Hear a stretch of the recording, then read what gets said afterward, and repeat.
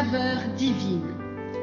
Cette bonne nouvelle du royaume sera prêchée dans le monde entier pour servir de témoignage à toutes les nations. Alors viendra la fin. Ce pain céleste vous est présenté par Immaculée Niraneza.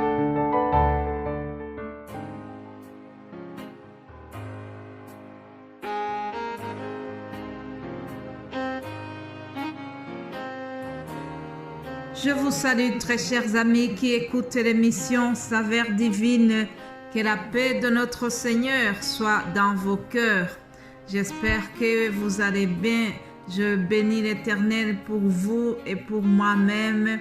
Nous sommes arrivés à la fin de cette semaine.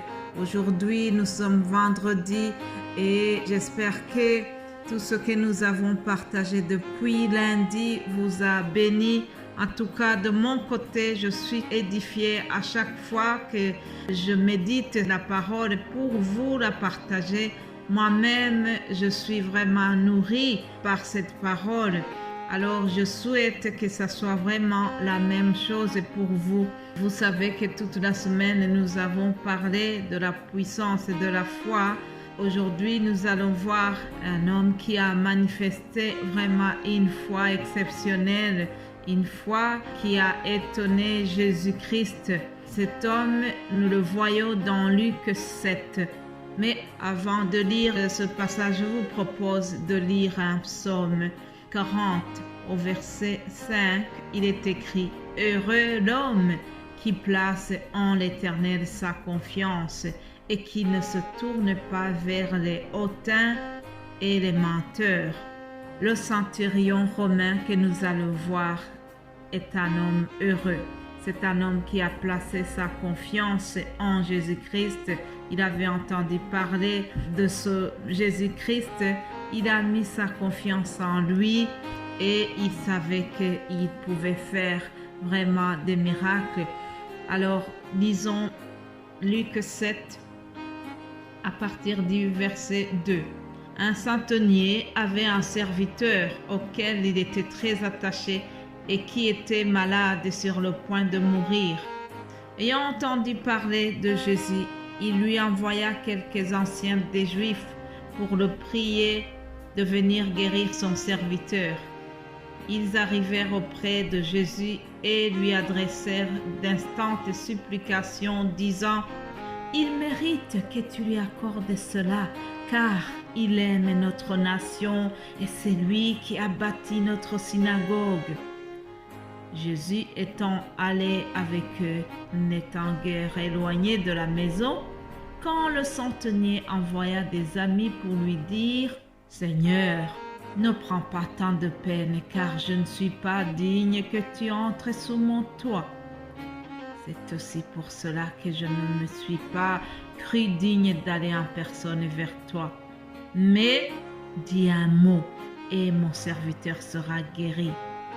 Car moi qui suis soumis à des supérieurs, j'ai des soldats sous mes ordres, et je dis à l'un va et il va, l'autre vient et il vient, et à mon serviteur fais cela et il le fait. »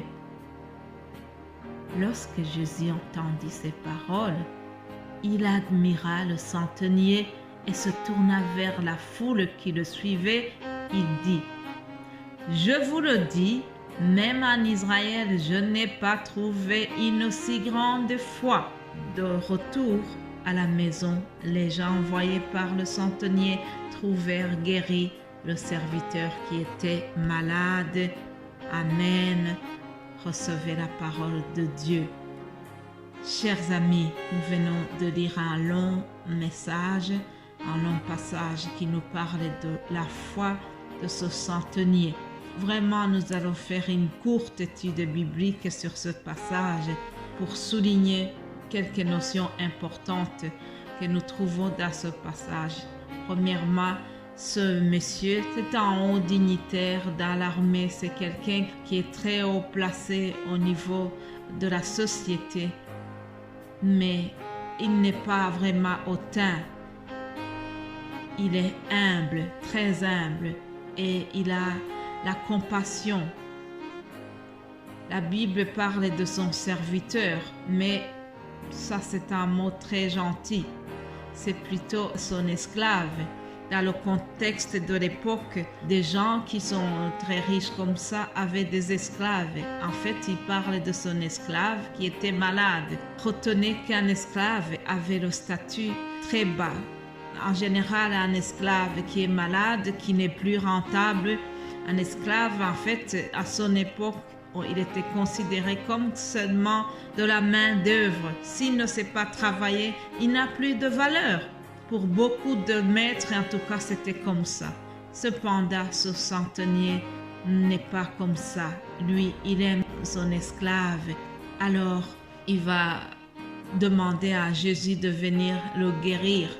Notons aussi que c'est quelqu'un qui n'est pas dans le cercle juif. C'est un occupant romain, donc il ne fréquente pas la synagogue. Ce n'est pas quelqu'un qui est imprégné de la religion juive. Cependant, même si c'est un occupant romain, il a vraiment un attachement pour la religion juive. Il a fait des actes qui montrent que c'est un sympathisant des Juifs. Là, le texte nous dit que il a aidé pour la construction de la synagogue. Alors les Juifs l'appréciaient beaucoup. C'est pour cela que cette délégation qui est envoyée pour chercher Jésus, ils ont dit, il mérite que tu lui accordes cela car il aime notre nation.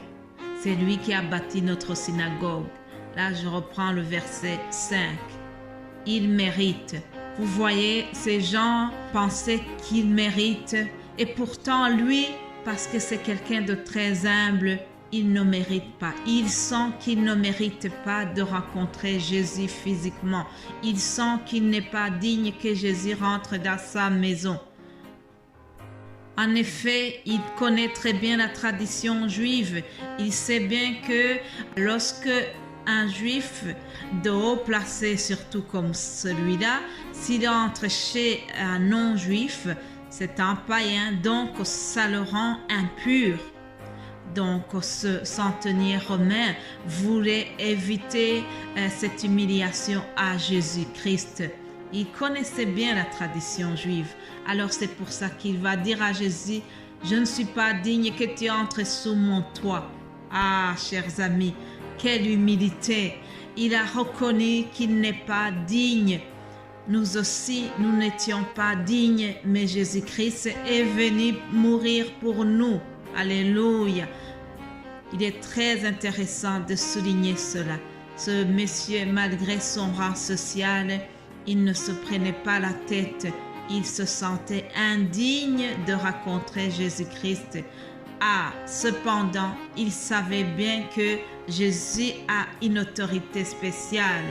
Il a dit à Jésus-Christ, ce n'est pas nécessaire que tu fasses le déplacement pour venir guérir mon serviteur ou bien mon esclave, mais il a dit, dis seulement un mot et mon serviteur sera guéri.